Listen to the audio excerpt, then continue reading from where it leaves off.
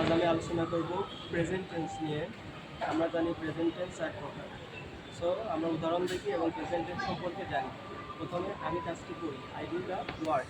সে কাজটি করে, he does the work.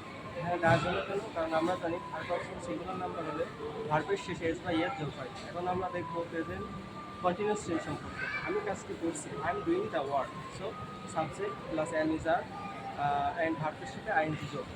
And now we will know about present perfect tense. Present perfect tense কাকে বলি? কোনো কাজ এইমাত্র করেছি, সো সেক্ষেত্রে আমরা প্রেজেন্ট পারফেক্ট টেন্স বলি। আমি কাজটি করেছি, I have done the work. সে কাজটি করেছে, he has done the work. And now আমরা এখন দেখব প্রেজেন্ট কন্টিনিউয়াস টেন্স সম্পর্কে। Present perfect continuous tense.